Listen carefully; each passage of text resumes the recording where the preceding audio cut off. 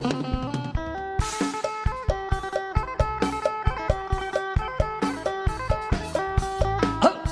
มให้ค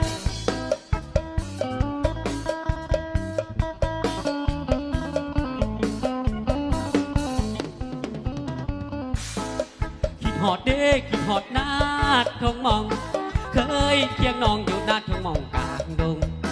จากหลายปีคิดหอดเด้คิดหอดบ้านดงคิดหอดอานงและนาดทงมองเคยดำน้องเคยคำสัญญาป่าไว้อายจากไปสิบ่ให้ไผมายามนาดทงมองบ่เคยสร้างสัมพันธ์บ่เคยบอกหักกันอยู่นาดทงมองกลางดงโอ้ยสงสารนักหอ ว่าเลย ดอีลีแม่ฝนตาคิดหอดตอนฝนหลับลงมาฝนตกฝากห้องน้องแห้งยับเข่าหาคิดหอดก้อนตาจนอายสิขาดใจตาย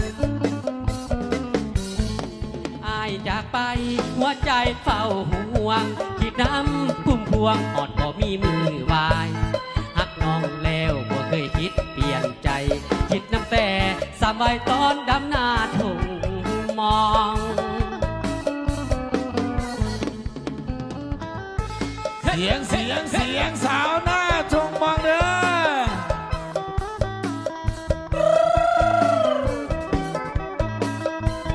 เศร้ากินหมาเด้อเศร้ากินหมาเด้อมันมาขอคิดหอดอีลีแม่ขนตางอนคิดหอดตอนฝนหลังนี่ลงมาฝนตกฝ่าห้องน้องแห้งยับเข่าหา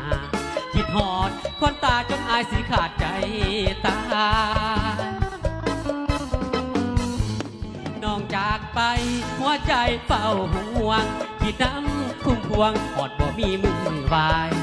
หักน้องแล้วบ่เคยคิดเปลี่ยนใจคิดน้ำแต่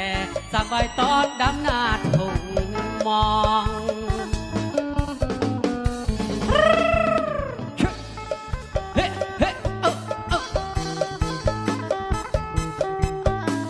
เสียงผู้สาวเก่าเด้อเสียงผู้สาวเก่าเด้อเฮ้ยแต่ไหนกันแนวเราไม่ลงขาหลาย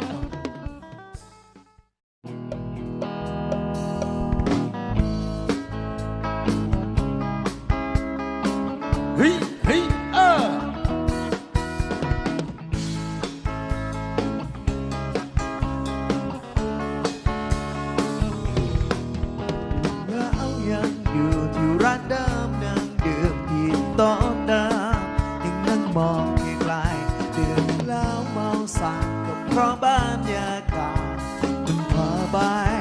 เธอในใจก็ยังเหงาอยู่ในอารมณ์อ่อนแอเฮฮากับใครได้แค่เบาๆคืนที่บังเลงก็เป็นเหมือนเดิมลิ้นบางๆเหมือนเก่าแต่ตอนนี้เราไม่รู้เป็นอะไรเมาทุกข์กลัวเจ็บปวดทุกเพลงอยู่ดีๆน้ำตาก็ไหลมาเองได้ยิ่งดื่มยิ่งเหงายิ่งฟังยิ่งเศร้าคิดถึงคนที่เขาทิ้งเราไปเมาทุกข์กลัวเจ็บปวดทั้งคืนคนเข้ามาทักทายก็ได้แค่ฝืนยิ้มให้ยิ่งเพลงมันซ้ำมันก็ยิ่งซ้ำเติมเข้าไปก็ยิ่งทำใจไม่ได้ยกมือสูงๆกันเลยนะ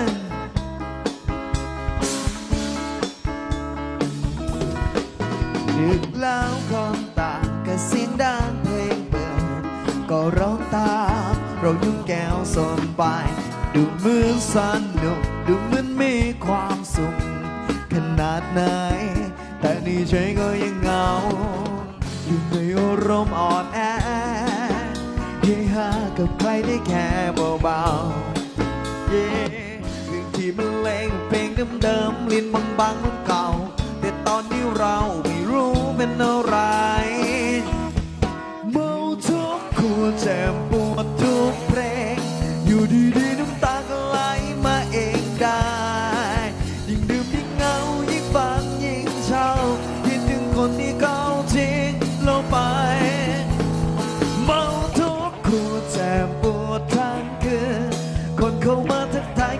แค่ฝืนยิ้มให้ยิ่งเป็นมันซ้ำมันก็ยิ่งซ้ำเติมเข้าไปก็ยิ่งทำใจไม่ได้เยอะไปกันเลย